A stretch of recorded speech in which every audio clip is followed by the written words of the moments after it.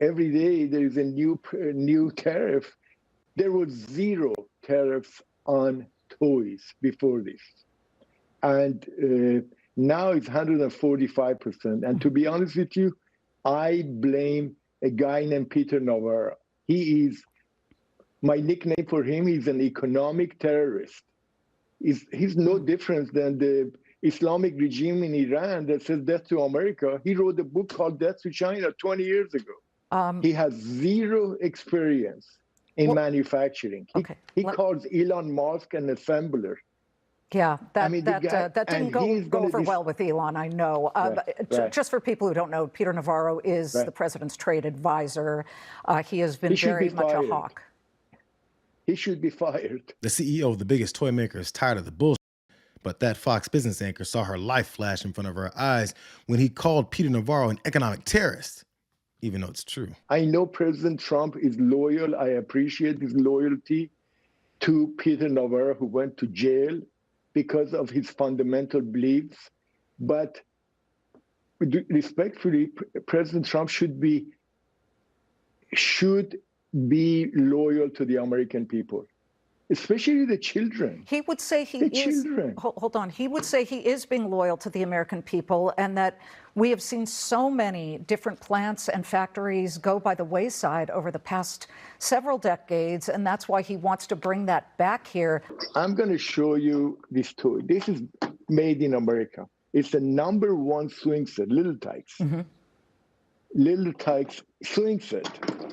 However, what Peter Navarro doesn't understand is that this toy that's made in USA, this rope, you see this rope here, I don't know if you can see it, is imported from Mexico. These little screws are imported from China. The paint is imported from Taiwan. You cannot make any product in America all over here. It's impossible. This has been since the Mongol times, 1200s. Not one country can make everything. Okay. Look at this brass doll. You see this hair? This is not made in China. This hair is made in Japan. You see this clothing? They are not made in China. The fabric is from Bangladesh and India. And I can go on and on. Why taxing the children? Why are you bothering with the children? With 258 days left to Christmas, there was zero tariff on toys during Mr. Trump's first administration. Leave them kids alone. Okay, let me jump. It reminds me of that song by Pink Floyd. Okay, leave those kids alone. The reason this rich guy and head of this huge toy company is comparing Navarro to people that say death to America and talks about his stint in prison is because Peter Navarro is an idiot who's had a bigger idiot than Donald Trump eager to listen to him. Has what's unfolded here fundamentally altered for the worse the foundation of our global financial system?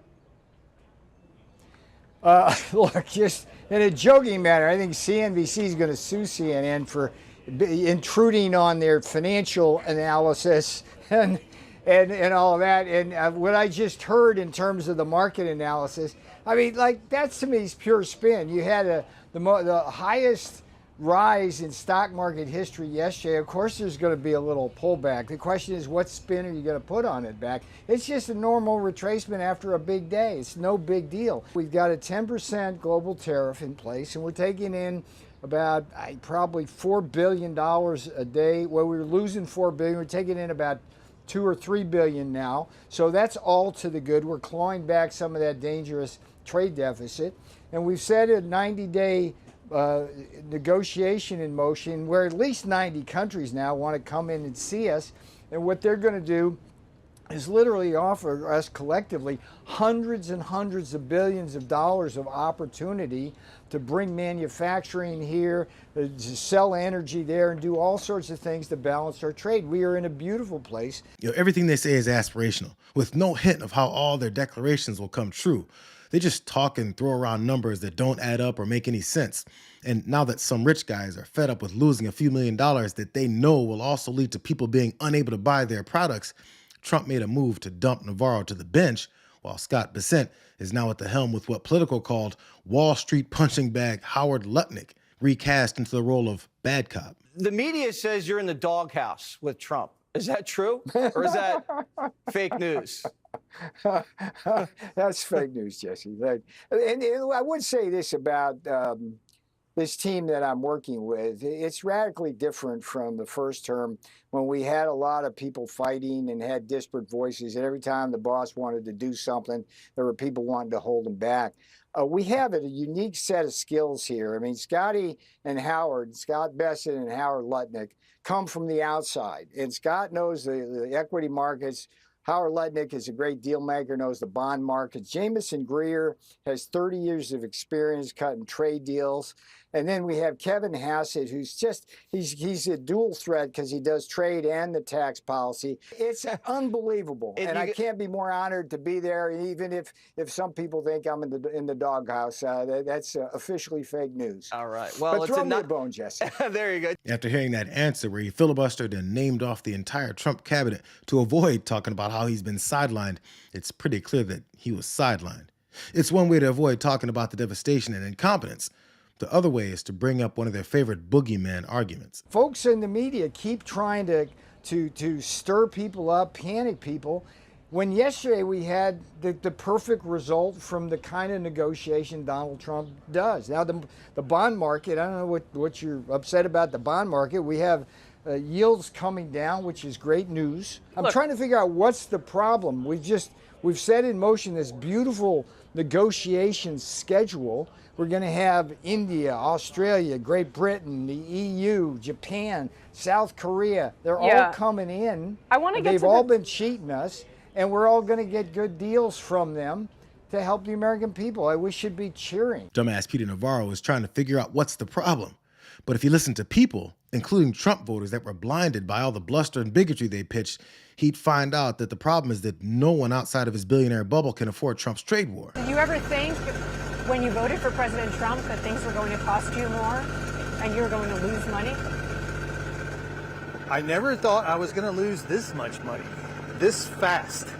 Jim is a Republican who voted for Donald Trump 3 times. How do you feel about your vote for Donald Trump now? Well, I feel like perhaps I should have considered some other options. We just bought our year's supply of bottles from Taiwan and our year's supply of corks from Portugal about 3 weeks ago. So that would have been, another $5,000 or $6,000 out of my pocket. Which is partly why he's repairing instead of replacing this 40-year-old forklift. The cost of equipment has just gone through the roof to buy anything like that because it just would be cost prohibitive. He's also holding off on improvements around the farm. Well, we're not going to hire any more people, that's for sure. It's more than just the tariffs. For the past 2 years, Jim has been selling honey to the federal government, which then provides it to schools and food banks.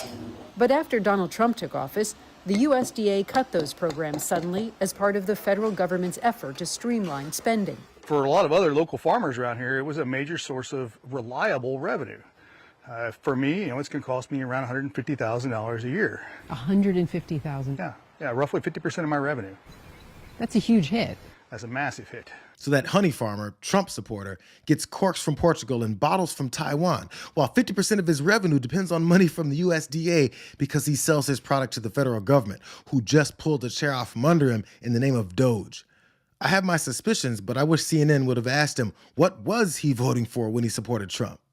Here's another story that Peter Navarro and them are ignoring while they ask, what's the problem? Tell us how these tariffs are affecting you now that there is a pause, but there's still a 145% cumulative tariff on China.